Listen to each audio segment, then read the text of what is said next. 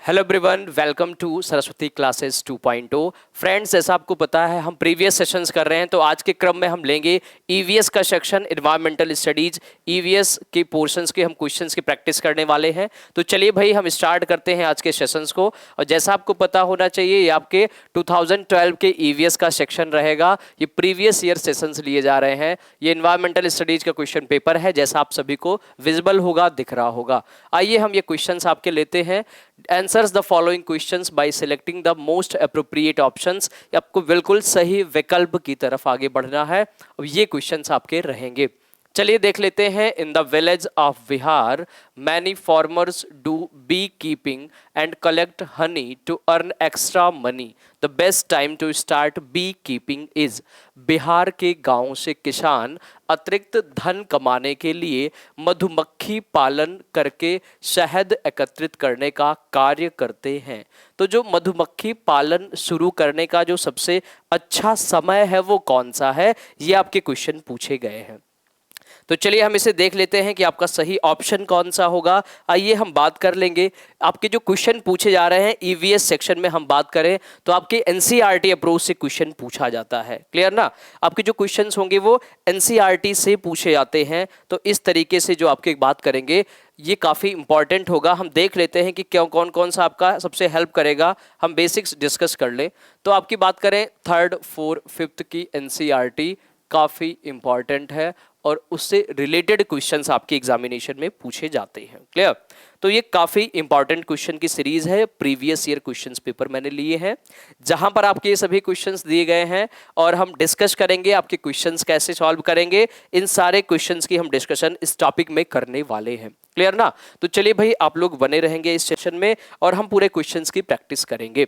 Clear? Question जैसा आपको दिख रहा है आप देख सकते हैं। जो बी फार्मिंग की बात करें ये किससे रिलेटेड होगा ये हम देख लेते हैं। एक बार ऑप्शंस की तरफ आगे की ओर बढ़ेंगे। क्लियर ना? चलो भाई हम देखते हैं इस टॉपिक के बारे में और फिर आपको हम कंटिन्यू कराते हैं। आपके जो हम 2012 की बात करें तो वो 2-3 तरीके से क्वेश्चन पेपर पूछे जा रहे थे। जैसे आपके पूरे ईयर में 2 टाइम्स सीटेड एग्जामिनेशन होते हैं, तो जो 2 टाइम्स एग्जामिनेशन होता है उसके अंतर्गत ये क्वेश्चन पूछा गया था। तो ये सेकंड वाला जो आपका पोर्शन था वहां से क्वेश्चन पूछे गए थे। क्लियर? तो चलिए इस सेशन को हम स्टार्ट कर लेते हैं। कोई डाउट होंगे तो आप लोग डेफिनेटली बताएंगे इसके बारे में। और जैसा आपको ये क्वेश्चन प्रॉपर विजिबल है, देख पा रहे होंगे आप सभी, कोई डाउट तो नहीं है।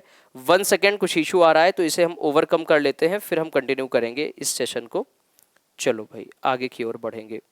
क्वेश्चंस की सीरीज हम देख लेते हैं। ये आप सभी देख सकते हो 30 क्वेश्चंस मैंने लिए हैं। ये आप देखिए, ये आपके 30 क्वेश्चंस लिया गया। नेफंतीज से क्वेश्चन पूछा गया, पश्मीना शाल से पूछा गया। तो ये सभी जो क्वेश्चन हैं वो काफ़ी इंपॉर्टेंट रहेंगे। क्लियर? तो आइए हम देख लेते हैं इनका जो सेक्शन होगा वो कैसे होगा और किस तरीके से ये क्वेश्चन पूछे जा रहे हैं। तरुण भारत संघ का ये क्वेश्चन रहा। अच्छा जी, चलो इंपॉर्टेंट है ये भी। वायु हर जगह देख लो आप, प्रीवियस ईयर्स के ये क्वेश्चंस बनेंगे। क्लियर ना? तो ये प्रीवियस ईयर के सेक्शन से लिए गए हैं। 1 सेकेंड हम क्वेश्चंस को शुरू करेंगे।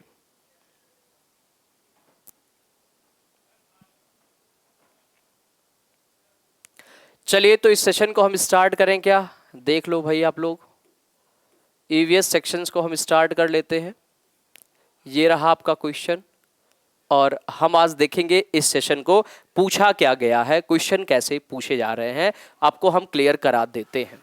जैसा आप सभी देख पा रहे होंगे ये क्वेश्चन जैसा आपको दिख रहा होगा। क्वेश्चन कहा गया कि बिहार के गांव में बहुत से किसान अतिरिक्त धन कमाने के लिए मधुमक्खी पालन करके शहद एकत्रित करते हैं। मधुमक्खी पालन की जो प्रक्रिया है, बी फार्मिंग है, ये किस मंथ बेसिकली करी जाती है। क्लियर ना?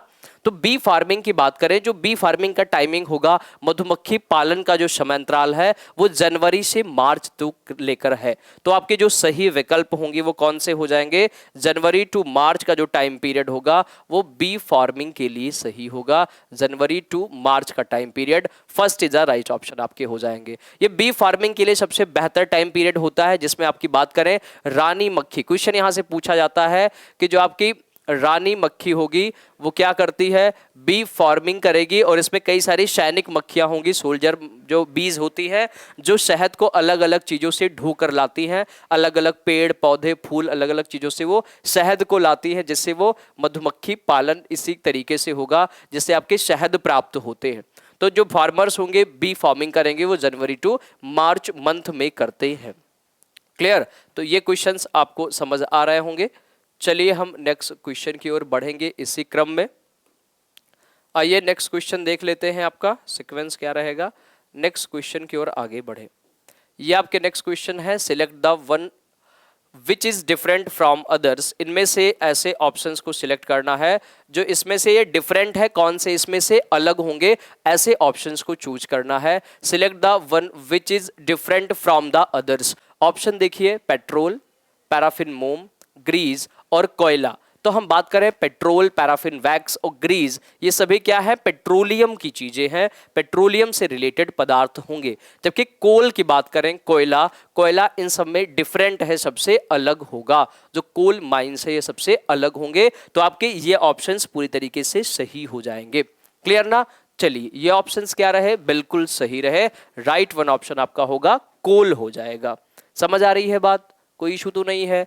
चलिए हम नेक्स्ट क्वेश्चन की ओर बढ़ेंगे। तो ईवीएस के ये क्वेश्चन हमने फटाफट करने हैं और आपके फटाफट इसके क्वेश्चंस आगे की ओर हम बढ़ते जाएंगे। क्लियर रहा? चलिए हम नेक्स्ट क्वेश्चन को ले लेते हैं भाई।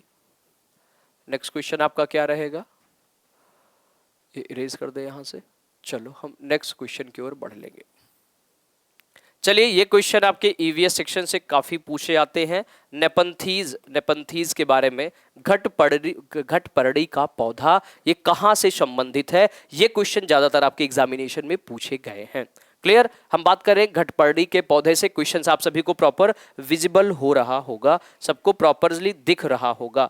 पूछा गया है नेपंथीज एक पौधा है जो मेढक, कीड़े मकोड़ों और चूहे जैसे छोटे जीवों को अपने अंदर फंसा कर खा जाता है। यह हमारे देश में कहाँ पाया जाएगा? तो अपने देश की बात करें तो जो नेपंथीज के पेड़ होंगे वो बेसिकली, ये आपका जो टिक भी लगा है, ये पाया जाता है मेघालय में आपके घटपरड़ी के पौधे, नेपंथीज के पौधे पाए जाते हैं। क्लियर ना? तो राइट ऑप्शन होगा मेघालय। जबकि अरुणाचल प्रदेश, असम, उड़ीसा ऐसे स्टेट्स में नहीं पाए जाते। तो राइट ऑप्शन आपका क्या हो जाएगा, मेघालय में पाया जाता है। नेपंथीज से कई अलग अलग पर्सपेक्टिव में क्वेश्चन पूछे जाते हैं कि घटपरड़ी का पौधा कैसा होगा। तो भाई ये छोटे, जैसे आपके दिए गए हैं, ये छोटे छोटे कीड़ों मकोड़ों, मेढकों, इन सबको खा कर लेता है, अंदर फंसा लेता है और इन्हें खा लेता है। तो ये आपके नेपंथीज के पौधे होते हैं। क्लियर? एक प्रकार का ये क्या है, कीट भक्षी पौधा भी इसे कहेंगे, कीट भक्षी पौधा कहा जाता है। इस तरीके से ये ऑप्शंस आपके राइट होंगे। सही विकल्प आपका क्या हो जाएगा, कीट भक्षी पौधा हो जाएगा। क्लियर? नेक्स्ट वन क्वेश्चन की ओर आगे की ओर बढ़े। ये क्वेश्चन बड़ा इंपॉर्टेंट है, हर बार पूछा जाता है, हर तरीके से क्वेश्चन पूछ ले जाते हैं एग्जाम में। तो चलिए भाई आगे की ओर हम बढ़ लेंगे। 1 सेकेंड, क्वेश्चंस आप ले रहे हैं, देखते हैं नेक्स्ट क्वेश्चन आपका क्या है। One pashmina shawl is a warm as normal sweaters and burns hairs are taken to weave a plain pashmina shawl. Questions आप लोग केयरफुली पढ़िए और बताइए सही विकल्प कौन सा होगा। एक पश्मीना शाल लगभग साधारण स्वेटरों के बराबर गर्म होती है तथा एक साधारण पश्मीना शाल को बुनने हेतु घंटों का समय लगता है। तो इसमें सही विकल्प कौन से होंगे? तो इसमें जो राइट ऑप्शन है वो कौन सा हो जाएगा? पश्मीना शाल लगभग कितने साधारण स्वेटर के बराबर होती है? तो ये लगभग कितने साधारण स्वेटर के बराबर होगी और एक साधारण पश्मीना शाल को बुनने हेतु कितने घंटे का समय लगता है? क्लियर? तो जो राइट ऑप्शन होगा ये 10 शालों के बराबर होगी, 10 स्वेटर्स के बराबर होगी और इसमें 200 घंटे का समय लगता है। ए इज द राइट ऑप्शन हो जाएगा। क्लियर ना? चलिए नेक्स्ट क्वेश्चन की ओर बढ़ेंगे। आइए नेक्स्ट क्वेश्चन हम देख लेंगे क्या है। तो इस तरीके से पश्मीना शाल से रिलेटेड आपके क्वेश्चंस भी पूछे जाते हैं। नेक्स्ट क्वेश्चन की ओर आगे बढ़े। अब ये क्वेश्चन पूछा गया है तरुण भारत संघ से, ये क्वेश्चन पूछा गया। एक प्रकार की क्या है, ये क्वेश्चंस आप केयरफुली पढ़े, मैं साइड हो जा रहा हूं, आप लोग प्रॉपर पढ़िए। क्वेश्चन क्या है? The group called Tarun Bharat संघ is associated with, Tarun Bharat संघ समूह किससे संबंधित होगा? क्लियर? तो ये आप लोग क्वेश्चन पढ़िए और इनके ऑप्शंस विकल्प को बताने की कोशिश करें कि सही विकल्प आपका कौन सा हो जाएगा।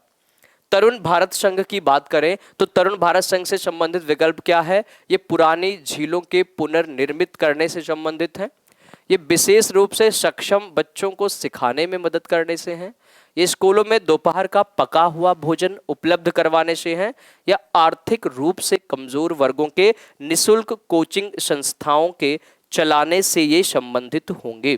तो क्लियर ऑप्शन आपका क्या रहेगा? सही विकल्प आप लोग बताएंगे। तरुण भारत संघ से संबंधित ये प्रश्न पूछे गए हैं, तो ये आपकी सही विकल्प की तरफ आप लोग बढ़ोगे और बताओगे सही ऑप्शन कौन सा होगा। क्लियर? हम बात करें पुरानी झीलों के निर्माण से ये संदर्भित, ये आपके संबंधित हैं क्या? चलो भाई ऑप्शंस आप लोग बताओगे। क्लियर? ये आपकी किससे निर्मित है? ये स्कूल में दोपहर का पका हुआ भोजन देने से संबंधित है, ये विशेष रूप से सक्षम बच्चों को सिखाने में मदद करने से संबंधित है। जो तरुण भारत संघ एक प्रकार का क्या था? एक यूनियन बनाया गया, संघ बनाया गया, जिसमें पुरानी झीलों के पुनर्निर्माण करने से संबंधित है, रीबिल्डिंग ओल्ड लैक्स, क्योंकि ये टॉपिक है वाटर थीम का। जैसा आपको पता है ईवीएस में 6 थीम्स होती है, 6 थीम पर पूरी बेस्ड है ईवीएस। कौन कौन से थीम आपके होंगे? पहली थीम है फैमिली एंड फ्रेंड्स, परिवार एवं मित्र, फैमिली एंड फ्रेंड्स होगा। फिर आपका क्या होगा? फूड है, फिर वाटर है, फिर शेल्टर है, फिर आपका things be make and do, things be make and do, ये लास्ट होगा, और इसके बीच में आपका ट्रेवलिंग है। तो आपके 6 थीम पर बेस्ड है पूरी ईवीएस। इस तरीके से ये टॉपिक रहेंगे और ये क्वेश्चंस आपसे पूछे जाते हैं। तो ये पुरानी झीलों से निर्मित होगी, पुरानी झीलों के पुनर्निर्माण से ये संबंधित है। क्लियर ना? आइए हम नेक्स्ट क्वेश्चन की ओर बढ़े। इसी क्रम में हम सारे क्वेश्चंस की प्रैक्टिस करने वाले हैं। चलिए भाई आगे की ओर हम बढ़ लेते हैं। नेक्स्ट क्वेश्चन आपका क्या कह रहा है?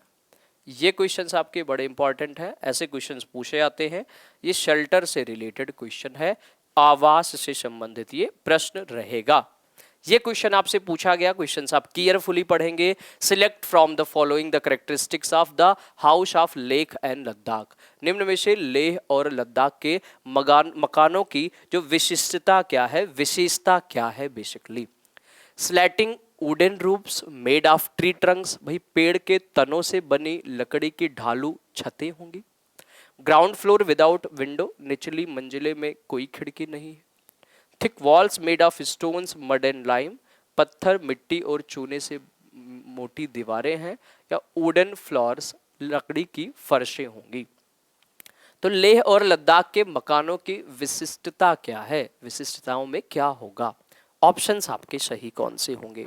हम बात करें जैसा पेड़ के तनों से बनी लकड़ी की ढालू छतें, तो ये तो आपका ऑप्शन सही हो जाएगा। ये ऑप्शन क्या है सही? ये देखते हैं ये कहाँ पे होगा। निचली मंजिला में कोई खिड़की नहीं है, ठीक है। पत्थर मिट्टी और चूने से बनी मोटी दीवारें या लकड़ी के फर्श, तो सही ऑप्शन आपके कौन से होंगे? तो जो आपका विकल्प है ये 2 is the right option, B C D. Ground floor without window, निचली मंजिलों में कोई खिड़की नहीं होती है, वहां ये जानवरों को रखने में यूज करते हैं। Thick walls made of stone mud and lime, ये पत्थर मिट्टी और चूने से बनी मोटी दीवारें होंगी। और वुडन फ्लोर्स, लकड़ी के जो फर्श होंगे, तो ये आपके ऑप्शन सही होंगे, बी सी डी आपका राइट ऑप्शन होगा। शेल्टर से 1 और 2 क्वेश्चन हर बार एग्जाम में पूछे जाते हैं। तो चलो हम नेक्स्ट क्वेश्चन की ओर लेंगे, नेक्स्ट क्वेश्चन की ओर बढ़ेंगे। जैसा आपको क्वेश्चन समझ में आ रहा होगा, इस क्वेश्चन को करने के बाद आपको ये पता चल जाएगा कि किन किन टॉपिक से भी क्वेश्चन पूछे आते हैं, काफी आपको अंडरस्टैंडिंग हो जाएगी। और ये प्रीवियस ईयर सेशंस हैं ही आपके। चलो हम नेक्स्ट क्वेश्चन की बात कर लेते हैं।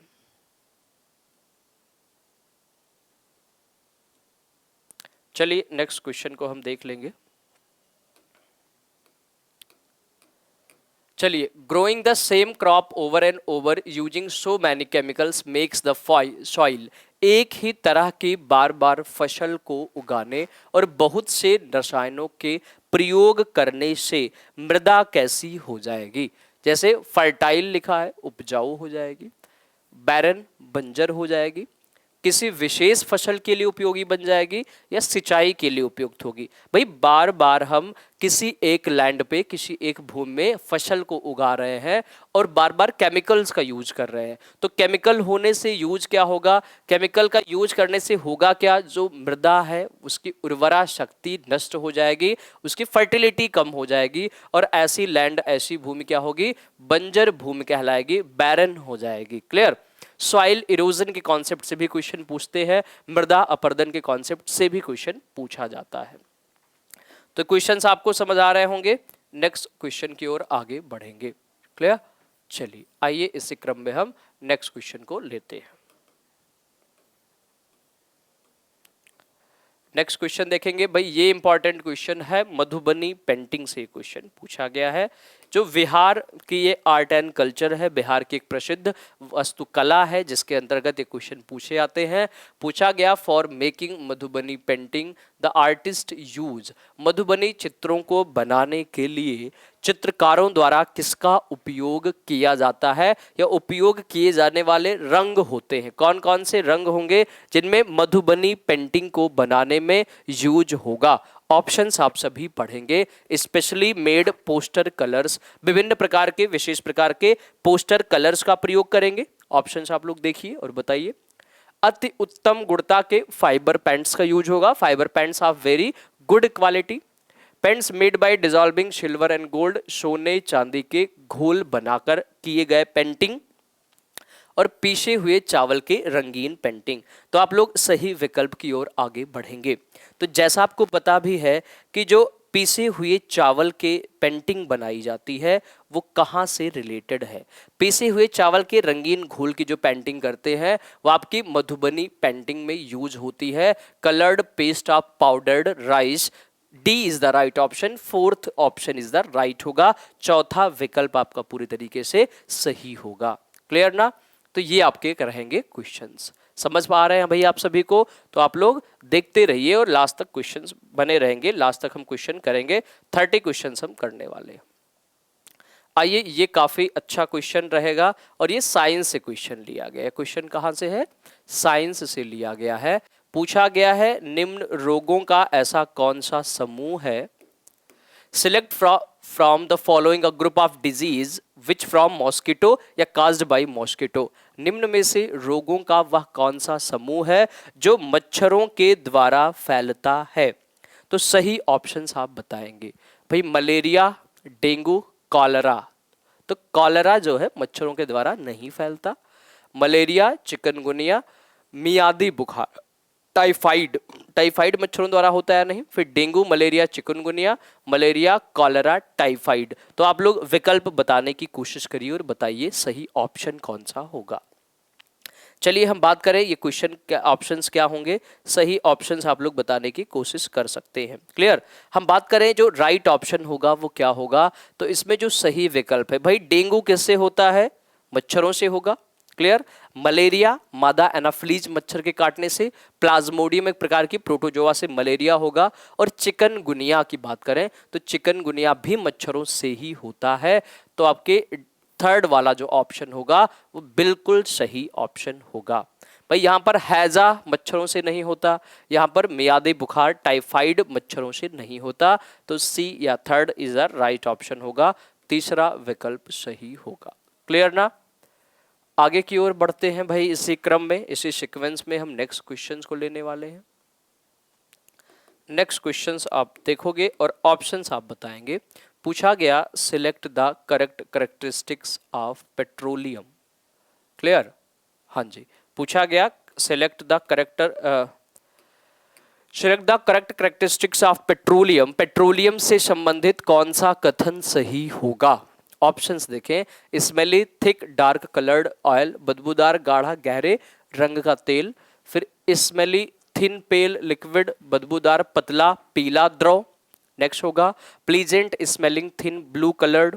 तो आप देखोगे ये सही ऑप्शन कौन से हो जाएंगे। क्लियर? और आपका नेक्स्ट होगा dense and dark fluid without smell, बिना गंध का गाढ़ा तथा गहरे रंग का तेल। तो सही ऑप्शन कौन सा होगा?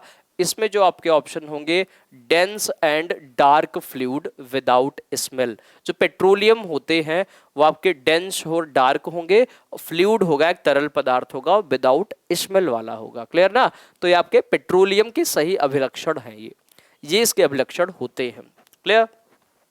ऑप्शन समझ में आ रहे होंगे। पेट्रोलियम क्या है? पेट्रोलियम एक प्रकार की आपकी भूमि से प्राप्त करी जाने वाली भूमिगत, हम एनर्जी सोर्स कहेंगे, ऊर्जा का एक स्रोत है। इसके एक सीमित भंडार है, पेट्रोलियम की सीमित मतलब मात्रा है। इसके उपभोग को हमें क्या करना चाहिए? न्यूनतम करना चाहिए, कम यूजेस में इसे लाने चाहिए। चलो भाई, ये क्वेश्चन आपके पूछे जाते हैं इससे रिलेटेड। ये आपके क्वेश्चन किससे रिलेटेड होंगे? ये सांप से रिलेटेड, स्नेक से रिलेटेड ये क्वेश्चन पूछा गया है भाई। इसके टॉपिक के क्वेश्चन पूछे आते हैं। Select the correct statement about snakes. सांपों के संदर्भ में सही कथन कौन सा है? Only 4 type of poisonous snakes are found in a country. Very good, बिल्कुल सही है। केवल 4 प्रकार के ही ऐसे सर्प हैं जो हमारे भारत देश में पाए जाते हैं। बिल्कुल, very good. Cobra is a poisonous variety of snakes. Right, जो कोबरा है, नाग है, वो आपकी पॉइजनस वेराइटीज में आती है। A poisonous snake has 4 hollow teeth fangs through which the poison enters the body of a person when the snake bite. Option देखेंगे आप लोग। जहरीले सांप के 4 खोखले दांत होते हैं।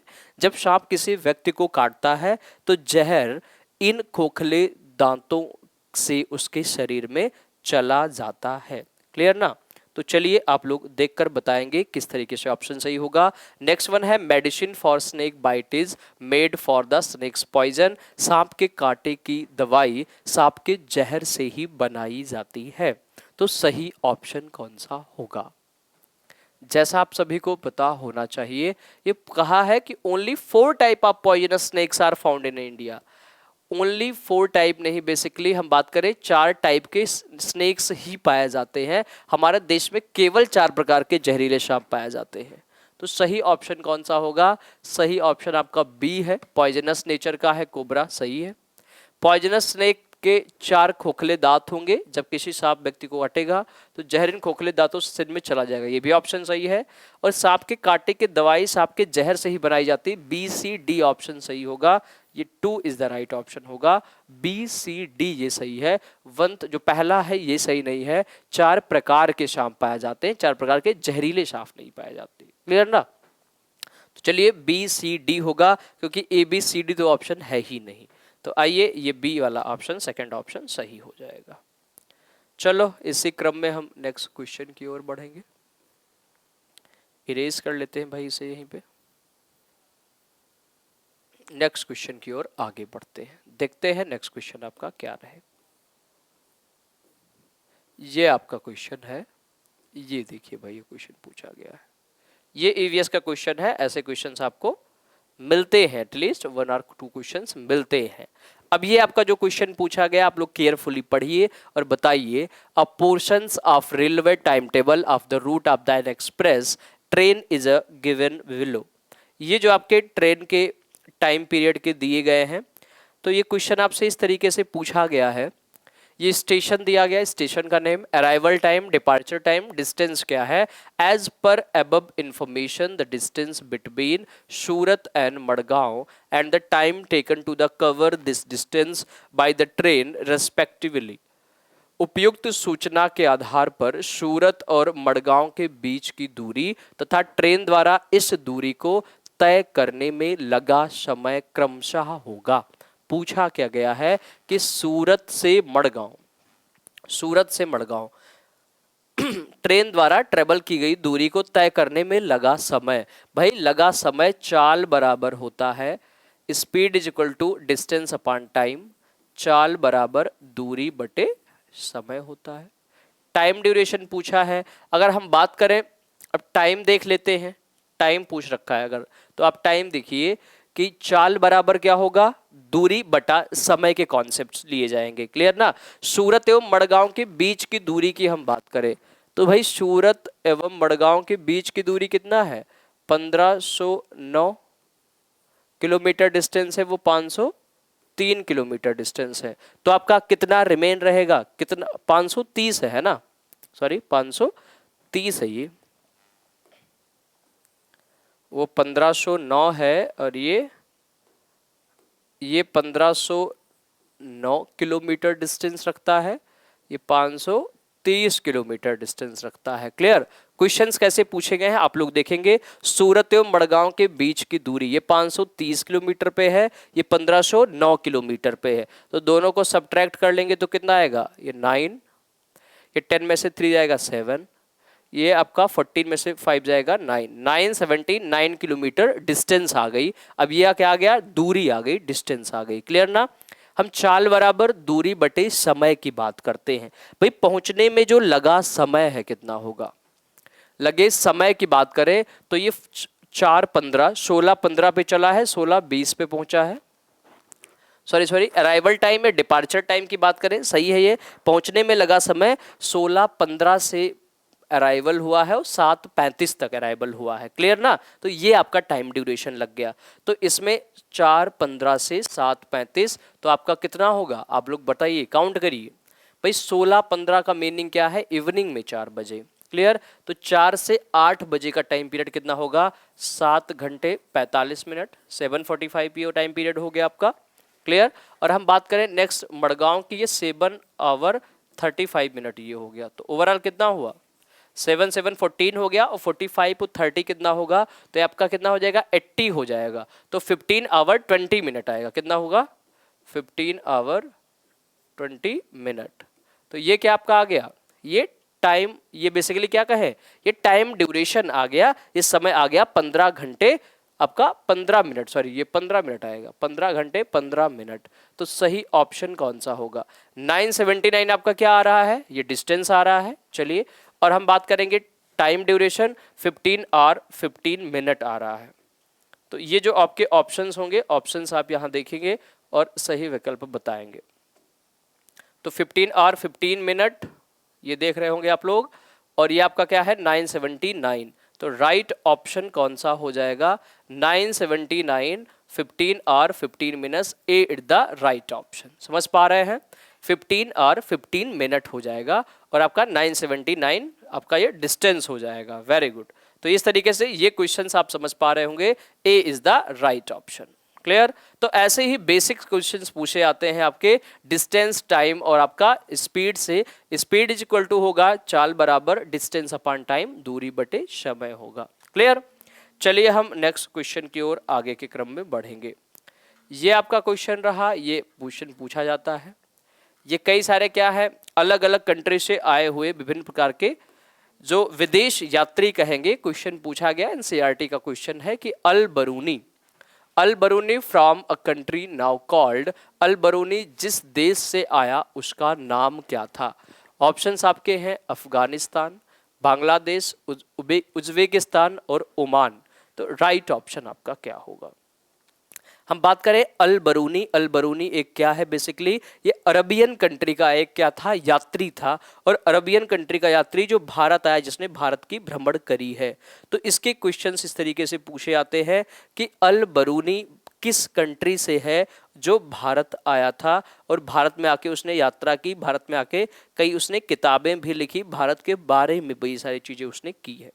क्लियर। तो अल बरूनी का संबंध भारत में वो आया तो, लेकिन किस देश से संबंध रखता है, ए इज द राइट ऑप्शन, वो अफगानिस्तान से संबंधित था। क्लियर। चलो नेक्स्ट क्वेश्चन की ओर आगे बढ़ेंगे। ये क्वेश्चन काफी इंटरेस्टिंग है और बढ़िया क्वेश्चन पूछा गया। गोलकुंडा के किले से क्वेश्चन पूछा जाता है कि गोलकुंडा का किला कैसे संबंधित होगा। क्लियर। ये क्वेश्चन आपके है, select the correct statement about bronze which was used in making a big guns cannons found in the fort of Golconda. जो कांसा है ब्रॉन्ज के विषय में, जिसका उपयोग गोलकुंडा के किले में मिली तोप में किया गया था, इसमें सही कथन कौन सा होगा। जो गोलकुंडा का किला है वो किससे मिलकर बना है, वो कांसे से मिलकर बना है। क्लियर। क्वेश्चन पूछा गया है तो सही कथन क्या है, ब्रॉन्ज इज एन एलिमेंट, जी नहीं, ब्रॉन्ज इज एन एलॉय। जो ब्रॉन्ज है, कांसा है, वो एक मिश्र धातु है, ना कि एक तत्व है। Bronze in an alloy of copper and zinc, very good, सही है। Bronze in an alloy copper and tin, ठीक है। Bronze is an alloy of copper and platinum, तो सही ऑप्शन कौन सा होगा? यहां हम बात करें ब्रॉन्ज की, ब्रॉन्ज मीन्स होता है कांसा, और ब्रॉन्ज की बात करें तो bronze is a combinations of copper and tin.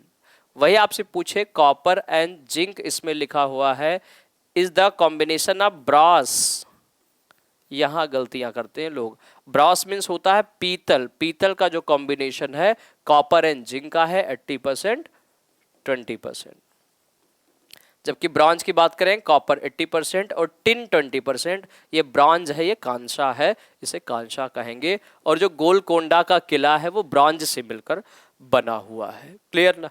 ये बात क्लियर हो पा रही है? तो ये रहेंगे आपके राइट ऑप्शन। चलो आगे की ओर बढ़ेंगे। ये बात समझ आ रही होगी, ये कॉन्सेप्ट समझ हो आ रहे होंगे, क्लियर हुए होंगे कॉन्सेप्ट्स। चलो आगे की ओर बढ़ेंगे, नेक्स्ट क्वेश्चन लेते हैं।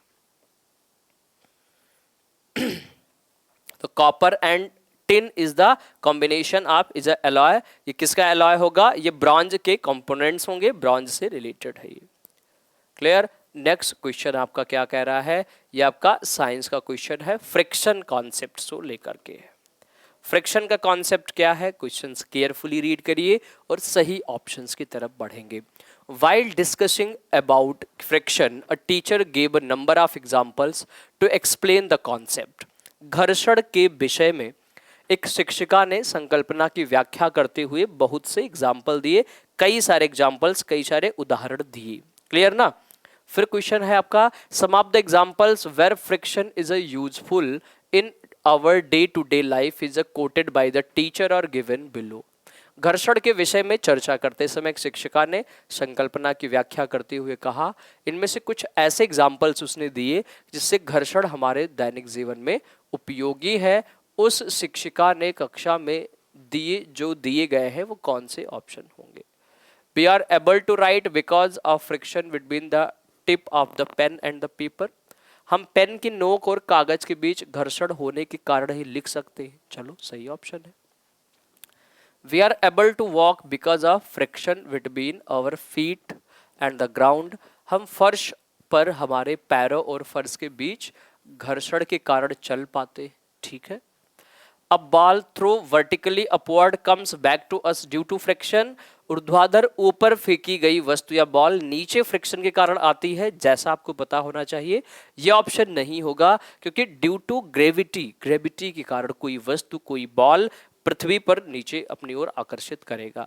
We are able to stop moving vehicles by applying brakes because of friction. घर्षण के कारण ही हम किसी गतिशील वाहन को ब्रेक लगा सकते हैं। ये तीनों आपके राइट ऑप्शन है, ए, बी एंड डी। तो ये आपका ऑप्शन कौन सा होगा? D, A, B, 4 is the right option. Very good, समझ पा रहे होंगे? ये आपका डी, ए, बी आपका क्या होगा? राइट ऑप्शन होगा। आइए नेक्स्ट क्वेश्चन की ओर बढ़ेंगे। ये कॉन्सेप्ट समझ में आया होगा कि किस तरीके से फ्रैक्शन फोर्स, इसमें आपको सीधे एलिमिनेशन यूज कर लेना था कि भाई जो वस्तु ऊपर फेंकी गई है और नीचे आती है वो ड्यू टू द ग्रेविटी, वो गुरुत्वाकर्षण के कारण ऐसी घटनाएं होंगी। क्लियर ना? तो चलिए नेक्स्ट आपके क्वेश्चंस की ओर बढ़ेंगे। नेक्स्ट क्वेश्चन की ओर बढ़ते हैं। ये रहेगा आपका नेक्स्ट क्वेश्चन। चलो भाई बताना, आप लोग ऑप्शंस बता सकते हो। क्वेश्चंस आपके ये हैं, a public school has about 2 or 3 childrens with special needs in every class. Some childrens are physically और mentally challenged. The childrens study with other childrens while sitting in the same class. The public school mentions above follows which of the following. Question आपका क्या पूछा गया है? एक public school में प्रत्येक कक्षा में लगभग 2 से 3 बच्चे विशेष आवश्यकता वाले हैं. कुछ बच्चे शारीरिक या मानसिक रूप से विकलांग हैं, physically retarded, mentally retarded childrens कहेंगे. ये बच्चे अन्य बच्चों के साथ उसी कक्षा में एक साथ पढ़ते हैं. तो उपर्युक्त पब्लिक स्कूल निम्न में से किसका अनुपालन करता है? जैसा आपको पता होना चाहिए कि जो भी नॉर्मल चाइल्ड के साथ डिफरेंशियली एबल्ड चिल्ड्रन भी एक साथ पढ़ेंगे तो ऐसे क्लासरूम को हम क्या कहेंगे, इंक्लूसिव एजुकेशन कहेंगे, इंक्लूजन कहेंगे, समावेशी शिक्षा कहलाती है, इसे हम समावेशन कहेंगे। क्लियर ना? चलिए, तो ये आपके रहेंगे क्वेश्चन, इंक्लूजन कहलाएगा। एक शॉर्ट बना लो। चलो भाई नेक्स्ट क्वेश्चन की ओर बढ़ लेंगे। हाँ जी, तो नेक्स्ट क्वेश्चन देख लेते हैं आपका। नेक्स्ट क्वेश्चन क्या रहेगा? चलिए, ये आपके रहेंगे इंक्लूसिवनेस कहलाएगा, ये आपका समावेशन कहलाता है। क्लियर ना? नेक्स्ट क्वेश्चन की ओर आगे बढ़ लेंगे। नेक्स्ट क्वेश्चन आपका क्या है, देख लो भाई। ये आपके रहेंगे नेक्स्ट क्वेश्चन। क्वेश्चंस आप केयरफुली पढ़ोगे और आप ऑप्शंस की तरफ बढ़ेंगे। सरिता teacher engage her in a number of group activity such as group discussion, group project, etc. Which learning dimension is her teacher following? Question आपका है कि सरिता की शिक्षिका उसे विभिन्न सामूहिक गतिविधियों में शामिल रखती है, जैसे समूह चर्चा, समूह परियोजना आदि। उसकी शिक्षिका सीखने के किस आयाम का अनुगमन कर रही है? तो क्वेश्चंस आप लोग केयरफुली पढ़ें और ऑप्शंस देख के बताएंगे सही विकल्प कौन सा होगा। क्लियर? राइट वन ऑप्शंस की आप लोग बात करेंगे। क्वेश्चन जैसा आपको दिख रहा होगा कि भाई सरिता एक शिक्षिका है जो सामूहिक गतिविधि में शामिल करती है, तो सही ऑप्शन कौन से होंगे इस पर्सपेक्टिव में? क्लियर ना? क्वेश्चंस आप लोग प्रॉपर देखिए भाई। लर्निंग थ्रू रेसिटेशन, मनोरंजन द्वारा हमें सिखाया जाए, ऑप्शंस आप पढ़ेंगे। फिर आपका लर्निंग गाइडेड, आपका क्या होगा, लैंग्वेज गाइडेड लर्निंग, भाषा पर आधारित क्या होंगे, सीखने की प्रक्रिया होगी, भाषा आधारित होगी। क्लियर? फिर आपका कंपटीशन बेस्ड लर्निंग, हम बात करें प्रतियोगिता आधारित अधिगम होगा। क्लियर? और जो नेक्स्ट वन आपका ऑप्शन है वो क्या हो जाएगा, next one learning as a social activity, जो सीखना है वो कैसी प्रक्रिया है, एक सामाजिक प्रक्रिया है। क्लियर? तो इस तरीके से जो आपके सही विकल्प होंगे वो कौन से होंगे? सरिता एक शिक्षिका है, विभिन्न सामूहिक गतिविधियों में शामिल करती है, समूह चर्चा परियोजना, शिक्षिका सीखने के किस अनुभाग का अनुसरण कर रही है? तो आपकी सीखना एक सामाजिक गतिविधि है, learning as a social activity, understand, सामाजिक गतिविधि के रूप में सीखना होगा। क्लियर ना? आइए हम नेक्स्ट क्वेश्चन की ओर बढ़ेंगे। तो ये रहेंगे आपके right options, learning as a social activity. Clear? Next question की ओर आगे बढ़ेंगे। नेक्स्ट क्वेश्चन आपका क्या है, देखेंगे भाई।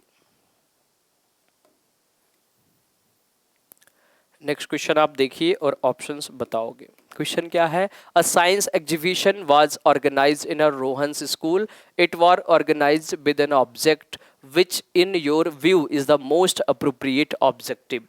भाई रोहन के विद्यालय में विज्ञान प्रदर्शनी का आयोजन किया गया, इसका आयोजन एक उद्देश्य के साथ किया गया, आपके विचार में कौन सा उद्देश्य सर्वाधिक प्रयुक्त होगा? ऑप्शंस देखें। Train student for various professions, भाई बच्चों को विभिन्न व्यवसायों के लिए प्रशिक्षित करना। फिर आपका होगा provide a creative channel for learners, शिक्षार्थियों के लिए सृजनात्मक माध्यम उपलब्ध करना। Stabilise a name of the school, भाई विद्यालय के नाम की प्रसिद्धि करना। या सेटिस्फाई द पेरेंट्स, अभिभावकों को संतुष्ट करना। तो ऑप्शंस आप देखो। एक आपके विद्यालय में विज्ञान प्रदर्शनी रोहन के विद्यालय में की गई, साइंस एग्जीबिशन किया गया, इसका उद्देश्य क्या था? इसका उद्देश्य था provide a creative channel of learners, जो विद्यार्थी हैं, जो आपके शिक्षार्थी होंगे, उनको शिक्षार्थियों के लिए सृजनात्मक माध्यम उपलब्ध कराना। B is the right option, second option आपके पूरे सही होंगे। क्लियर ना? समझ पा रहे हैं भाई? क्रिएटिव जो आपके होंगे सृजनात्मक माध्यम से उन्हें चीजें अवेलेबल कराना, उपलब्ध कराना, क्या कहलाएगा? ये आपके साइंस एग्जीबिशन का एक उद्देश्य हो जाएगा। ये मेन पर्सपेक्टिव है, मुख्य उद्देश्य में आएगा। क्लियर? नेक्स्ट क्वेश्चन आप देखोगे। नेक्स्ट क्वेश्चन आपका क्या कह रहा है? नेक्स्ट क्वेश्चन की ओर बढ़े। An effective teaching learning will happen in the class when a teacher help of facilities to link into knowledge a student has with the new concept to be taught. The objective behind this is to promote. Question आपका क्या है? कक्षा में प्रभावी शिक्षण अधिगम प्रक्रिया होती है जब शिक्षक बच्चों के ज्ञान को पढ़ाई जाने वाली नई संकल्पना के साथ जोड़ने में सहायता करते हैं। तो इसके पार्श्व में, इसके साइड में निहित जो उद्देश्य है वो क्या है? भाई एक प्रभावी शिक्षण अधिगम प्रक्रिया के दौरान जब बच्चे कुछ नई चीजें सीखेंगे तो संकल्पना को जोड़ करके पढ़ाया जाए तो वो क्या कहलाएगा? कोई relation and transfer of knowledge. भाई ज्ञान का सह संबंध और ज्ञान का हम ट्रांसफर कर रहे हैं। ऑप्शंस देखें, इंडिविजुअल डिफरेंस, लर्नर ऑटोनॉमी या रीइंफोर्समेंट। देखिए शिक्षण अधिगम प्रक्रिया में ज्ञान को पढ़ाई जाने वाली नई संकल्पना से जोड़कर पढ़ाया जाए तो ये ज्ञान का सह संबंध कहलाएगा, को रिलेशन कहलाएगा एंड ट्रांसफर ऑफ नॉलेज कहा जाएगा। ये आपके राइट ऑप्शन होंगे। A is the right option हो जाएगा। क्लियर? लर्नर ऑटोनॉमी ऑप्शन नहीं होंगे, रीइंफोर्समेंट भी नहीं होगा। चलो नेक्स्ट क्वेश्चन की ओर आगे बढ़े। चलो भाई नेक्स्ट क्वेश्चन आप लोग देखेंगे। नेक्स्ट क्वेश्चन क्या कह रहा है, आप लोग केयरफुली पढ़िए। While doing experiments and practical works, Shaina's performance is the best in her class. Clear? Best in her class. She is considered a very creative person, so she is learning a concept by. While doing experiments, प्रयोग और प्रयोगात्मक कार्य करते हुए श्यामा का निष्पादन कक्षा में सर्वश्रेष्ठ होता है। उसे बहुत सृजनात्मक शिक्षार्थी माना जाता है, इसलिए वह किसकी संकल्पनाओं को सीखेगी? जो बच्चे एक्सपेरिमेंट्स करेंगे, प्रयोग करेंगे, वो कैसे सीखेंगे? इमिटेशन, भाई अनुकरण द्वारा, ये तो आपके बच्चे करते हैं। कन्वर्जेंट थिंकिंग, अभिसारी सोच, या डाइवर्जेंट थिंकिंग, अपसारी सोच, या मॉडलिंग करना। तो भाई ऐसे बच्चे जो क्रिएटिव हैं, बहुत सृजनात्मक शिक्षार्थी माना जाता है। जो क्रिएटिव चिल्ड्रंस होंगे उनमें डाइवर्जेंट थिंकिंग पाई जाएगी, अपसारी चिंतन पाया जाएगा। भाई अपसारी मीन्स होता है कि आपके एक पॉइंट से कई सारी चीजें निकले, तो ये अपसारी चिंतन के एग्जाम्पल होंगे। क्लियर? तो ये आपके डाइवर्जेंट थिंकिंग कहलाएगी। समझ पा रहे हैं? तो ये विकल्प आपके पूरी तरीके से सही होंगे। क्लियर? आइए नेक्स्ट क्वेश्चन की ओर आगे बढ़ेंगे। चलिए नेक्स्ट क्वेश्चन को ले लेते हैं। ये आपका है क्वेश्चन, देखो भाई आप, और ऑप्शंस बताने की कोशिश कर सकते हैं आप लोग। Zoom proper. चलो आगे बढ़ते हैं। नेक्स्ट क्वेश्चन की बात करें, environmental factors that shape the development of a child. जो वातावरणीय कारक है वो बालक के विकास को शेप करते हैं, आकार देते हैं। Include all the following except, के अलावा, किसको छोड़ करके बच्चे के विकास को आकार देने वाले वातावरणीय कारकों में से निम्न है। जैसे फिजिक, शारीरिक गठन, कल्चर, संस्कृति, quality of education, quality of nutrition. तो जो क्वालिटी ऑफ न्यूट्रिशन है, क्वालिटी ऑफ एजुकेशन है, हम बात करें कल्चरल एस्पेक्ट है, कल्चरल बैकग्राउंड है, ये चिल्ड्रंस के डेवलपमेंट में हेल्प करेगा, वो उसे आगे बढ़ाने में सहायक होगा। जबकि फिजिक की बात करें, जो शारीरिक गठन है, ये उसके विकास में ज़्यादा कोई इम्पॉर्टेंस रोल नहीं रखेगा, विकास में प्रभावी उतना नहीं होगा। क्लियर? तो राइट ऑप्शन आपका क्या होगा? फिजिक हो जाएगा। क्लियर? नेक्स्ट क्वेश्चन की ओर आगे बढ़े इसी सीक्वेंस में। ये आपके रहेंगे, 2 क्वेश्चंस ले सकते हैं। चलो आप नेक्स्ट क्वेश्चंस पढ़ के बताओगे आप लोग, क्या सही ऑप्शन क्या रहेगा, आप लोग बताएंगे। क्वेश्चंस आप देखिए। Seema learns every lesson quickly by the rote method. Seema प्रत्येक पाठ को रटकर तुरंत सीख लेती है। Whereas Leena understand each lesson after discussion. जो लीना है वो उसी टॉपिक को डिस्कशंस के बाद सीखती है। एंड ब्रेन स्टॉर्मिंग, वो ब्रेन स्टॉर्मिंग करेगी, वो क्या करेगी, मस्तिष्क अलोड़ना कहेंगे। It denotes the development principle of, ये प्रिंसिपल किससे रिलेटेड है, ये इंटर रिलेशन से रिलेटेड है, अंतः संबंधित है। ऑप्शंस देखिए, ये इंडिविजुअल डिफरेंस से संबंधित हो जाएगा, फिर आपका ऑप्शन है जनरल टू स्पेसिफिक होगा या कंटिन्यूअस होगा। भाई दो बच्चे हैं, एक बच्चा रोट लर्निंग से सीख लेता है, जबकि दूसरा बच्चा चीज़ों को, कॉन्सेप्ट को समझने की कोशिश करेगा, समझेगा, डिस्कशन करेगा, ब्रेन स्टॉर्मिंग करेगा, फिर वो अंडरस्टैंड कर लेगा, समझ लेगा। तो ये दो बच्चे अलग अलग तरीके से सीखेंगे, तो इन बच्चों में बेसिकली क्या पाया जाएगा, इंडिविजुअल डिफरेंसेस पाए जाएंगे, व्यक्तिक भिन्नता पाई जाएगी। भाई any two childrens are different to each other, एक दो जो बच्चे होंगे एक दूसरे से डिफरेंट होंगे, अलग अलग होंगे। राइट ऑप्शन आपका B is the right option. Clear, आगे की ओर बढ़े। अगला क्वेश्चन इसी सीक्वेंस में हम देख लें, ये अगला क्वेश्चन रहेगा।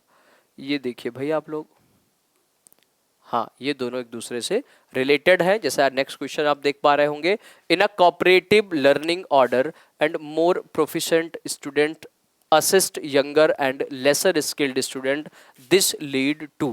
क्लियर, क्वेश्चंस आपके क्या है आप देखोगे, सहयोगात्मक अधिगम में, सहयोगात्मक अधिगम में पुराने एवं अधिक दक्ष विद्यार्थी छोटे एवं कम कुशल विद्यार्थियों का आकलन करते हैं, तो इसका परिणाम क्या होगा।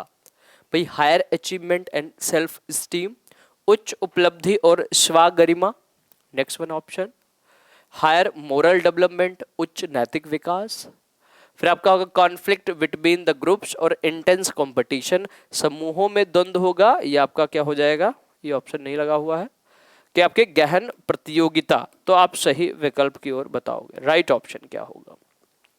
जैसा आप सभी क्वेश्चंस देख पा रहे हैं, ऑप्शंस आपको प्रॉपर विजिबल है। High achievement and self steam, सही ऑप्शन क्या हो जाएगा इसमें। क्लियर, राइट ऑप्शन की तरफ आप लोग बढ़ेंगे। नेक्स्ट आपका क्या हो जाएगा, ऑप्शंस आप लोग बताओगे, काफी इंपॉर्टेंट क्वेश्चंस भी ये रहेंगे। क्लियर, तो राइट ऑप्शन क्या होगा, पर्यावरण अध्ययन। अच्छा ये क्वेश्चन आपका है कि सहयोगात्मक अधिगम जो आपकी कोऑपरेटिव लर्निंग है, तो कोऑपरेटिव लर्निंग किससे रिलेटेड होंगे, जो सहयोगात्मक अधिगम है वो किससे संबंधित होगा, सही विकल्प कौन सा होगा। क्लियर, तो सहयोगात्मक अधिगम की बात करें, in a cooperative learning older and more proficient student assist younger and lesser skilled student, this leads to higher achievement and self esteem. Clear, ऐसी जो चीजें होंगी वो उच्च उपलब्धि और स्वगरिमामयी होंगी। सहयोगात्मक अधिगम में जो पुराने और अधिक दक्ष विद्यार्थी हैं छोटे एवं कम कुशल विद्यार्थियों का आकलन करते हैं, तो ये क्या कहलाएंगे, उच्च उपलब्धि और स्वगरिमा कहलाएगी। क्लियर, चलो भाई आगे नेक्स्ट ऑप्शंस ले लेंगे। नेक्स्ट क्वेश्चन देखिए, जैसा ये क्वेश्चंस आप करते ही आ रहे हैं, ये क्वेश्चन इंपॉर्टेंट है, T4 पूछा जाता है बार बार एग्जामिनेशन में। ठीक है, नेक्स्ट क्वेश्चन हम देख लेते हैं।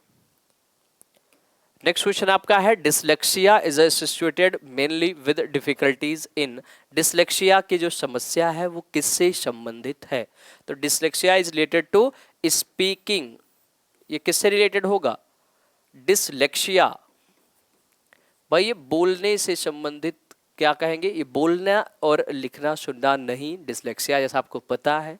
ऑप्शंस आप देखिए, dyslexia is a reading disorder, एक पठन विकार है, D is the right option, fourth is the right option होगा, dyslexia is a reading disorder, ये पठन विकार से संबंधित है।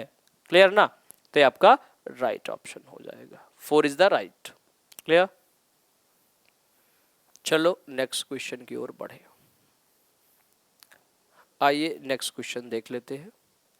ईवीएस एनवायरमेंटल स्टडीज से क्वेश्चन ये पूछा जाता है डिफरेंट टाइप से कि ईवीएस के पढ़ाने का पर्सपेक्टिव क्या है, ईवीएस पढ़ाने का उद्देश्य क्या है, कई और अलग अलग क्वेश्चंस पूछे जाते हैं। हम बात करें the use of poems and story telling to explain concept in EVS call class helps to, भाई ईवीएस की कक्षा में हम स्टोरी टेलिंग के माध्यम से, पोइम्स के माध्यम से कॉन्सेप्ट्स को सिखाने की कोशिश करते हैं, तो उसका उद्देश्य क्या है, ये कैसे सहायता करेगी ईवीएस सिखाने में? Take care of the language and cultural diversity among learners, भाई शिक्षार्थियों में निहित भाषा एवं सांस्कृतिक विविधताओं को ध्यान में रखेंगे, ठीक है। Channelise the energies of the students in the right directions, सही दिशा में विद्यार्थियों की ऊर्जा का हम क्या करेंगे, सरलीकरण करेंगे। Make the lesson enjoyable and interesting, पाठ को आनंदमयी और रोचक बनाने में। या नेक्स्ट वन होगा promote the ability to imagine and explore the nature of the world at the local and global level, स्थानिक एवं वैश्विक स्तर पर संसार की प्रकृति को खोजने और कल्पना करने की योग्यता को बढ़ावा देने में। तो राइट ऑप्शन आपका कौन सा होगा? जैसे हम बात करें, बच्चों को हम कहानियाँ और कविताएं सुनाते हैं, सिखाते हैं, जिसके अंतर्गत हम ईवीएस को सिखाने में हेल्प मिलेगी। तो बच्चों को लोकल और ग्लोबल ऐसे कॉन्सेप्ट्स को सीखने में, संसार की प्रकृति को खोजने में, कल्पना करने की योग्यता को बढ़ाने में हेल्प मिलेगी। D is the right option होगा। Promote the ability to imagine and explore the nature of the world at the local and a global level. D is the right option. Clear? Next question की ओर बढ़े। Next questions आपके ये रहेंगे 86। चलो very good, दो questions आसानी से आप ले सकते हो।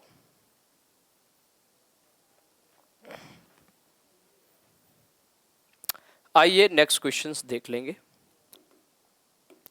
नेक्स्ट क्वेश्चन आपका क्या है? A teacher uses audio visual aids and physical activities in her teaching because they, एक शिक्षक पढ़ाते समय श्रव्य दृश्य सामग्रियों एवं शारीरिक गतिविधियों का प्रयोग करता है, क्योंकि ये ऑप्शन क्या होगा?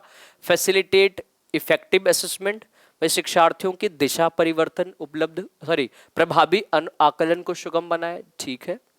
Provide a diversion to learners, ये शिक्षार्थियों की दिशा परिवर्तन उपलब्ध कराते हैं।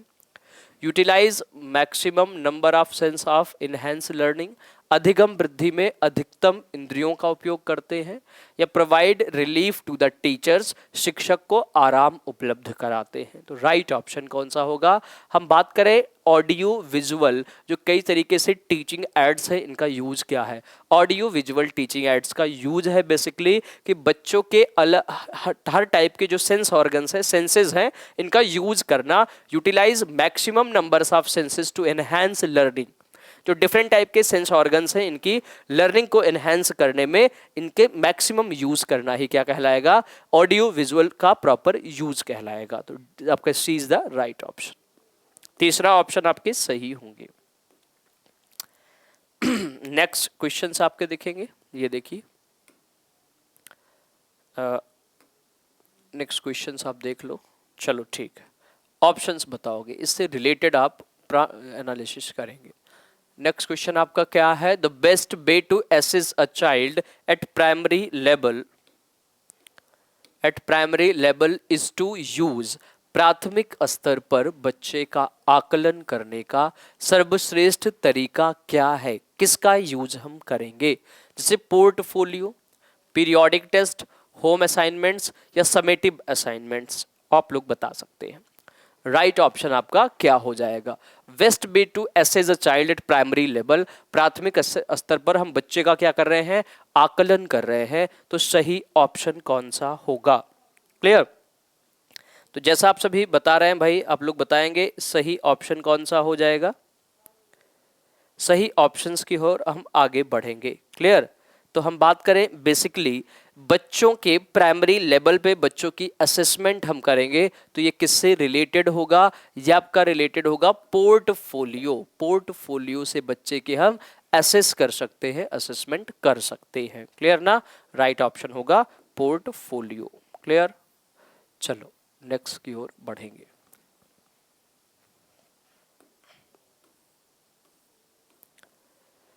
नेक्स्ट वन क्वेश्चन आपका है, चलो भाई इसको हम बताने की कोशिश करेंगे। The following are the methods to teach EVS except, भाई ईवीएस को पढ़ाने की विधियां कौन सी हैं? इसके अलावा कौन कौन सी विधियां होंगी? जैसे explaining through lectures, problem solving, cooperative learning, guided inquiry. तो सही ऑप्शन कौन सा होगा? ईवीएस को हम लेक्चर से नहीं पढ़ाते, लर्निंग बाय डूइंग से सिखाते हैं, एक्टिविटीज से सिखाएंगे, problem solving method, cooperative learning, इन सब से सिखाएंगे, या गाइडेड लर्निंग भी आपका होगा। तो राइट ऑप्शन आपका हो जाएगा एक्सप्लेन थ्रू लेक्चर से हम बच्चों को ईवीएस नहीं सिखाते। तो आपके जो सही विकल्प होंगे A is the right option हो जाएंगे। क्लियर? नेक्स्ट क्वेश्चन की ओर आगे बढ़े। नेक्स्ट क्वेश्चन की बात कर लें। नेक्स्ट क्वेश्चन है ईवीएस टीचर शुड पर्यावरण अध्ययन के शिक्षकों को कैसा होना चाहिए? ऑप्शंस आपके हैं फोकस एक्सक्लूसिवली ऑन एक्सपेरिमेंट्स, ये एक्सपेरिमेंट्स को पूरी तरीके से क्या करते हो? बढ़ावा देते हो, एक्सपेरिमेंट्स पर बेस्ड हो। क्लियर? चलिए नेक्स्ट देख लेंगे आपका क्या होगा। Focus exclusively on books and test, ये बुक्स और टेक्स्ट पर फोकस करें। Accept and respect perceptions of children, भाई बच्चों के दृष्टिकोण को स्वीकार करें, उनका सम्मान दें। या accept and respect views of parents, parents के विचारों को सम्मान दें। सही ऑप्शन आपका कौन सा होगा? भाई ऐसे ऑप्शंस आपके सही होंगे जो बच्चों से रिलेटेड हैं। तो हम बात करें accept and respect perception of children, children बच्चों के परसेप्शंस विचारों को वैल्यू दी जाए, जहां पर बच्चे अपने विचार आपस में रख पाएंगे। क्लियर? तो सही ऑप्शन आपका सी इज द राइट ऑप्शन रहेगा। ये बेसिकली किस पर बेस्ड है हम बात करें, जहां हम बच्चों को प्रायोरिटी देंगे, इट इज बेस्ड ऑन आपकी चाइल्ड सेंटर्ड एजुकेशन सिस्टम, ये बेस्ड है बाल केंद्रित शिक्षा प्रणाली से संबंधित है। क्लियर? तो नेक्स्ट और लास्ट क्वेश्चन है आज के ईवीएस सेक्शन का। तो ये रहेंगे आपके ईवीएस सेक्शन के क्वेश्चंस। देखते हैं exercise and activities in an EVS text book should be provided, जो पर्यावरण अध्ययन की पाठ्य पुस्तकों में अभ्यास एवं गतिविधियों को उपलब्ध कराया जाना चाहिए। ऑप्शंस आप देखोगे और सही विकल्प की तरफ हम पहुंचेंगे। राइट ऑप्शन आपका क्या हो जाएगा? क्लियर? तो हम बात करें सही विकल्प क्या होंगे, चलो आप लोग बताओगे। ठीक, हम बात करें at the end of the unit, भाई इकाई के अंत में, at the end of the chapter, पाठ के अंत में, in builds in the topics at different places in the book, पाठ्य पुस्तक में अलग अलग स्थानों पर। तो सही ऑप्शन क्या होंगे? हम बात करें एक्सरसाइज और एक्टिविटीज जो कराई जाए eight the end of the topics, जो प्रकरण लिए जाएं in built in the topics, इसी के अंतर्गत एक्सरसाइज कराई जाए, जो पाठ्य पुस्तक में अभ्यास प्रश्न कराए जाए। क्लियर ना? तो ये कुछ हमने क्वेश्चंस किए जो आपके ईवीएस सेक्शन से रिलेटेड था। ईवीएस के सारे हमने क्वेश्चंस 30 क्वेश्चंस प्रैक्टिस सेशन के माध्यम से हमने कर लिए हैं। तो चलिए फ्रेंड्स, आज के सेशन को यहीं पर रखते हैं। Thank you so much to all, thanks for watching my video.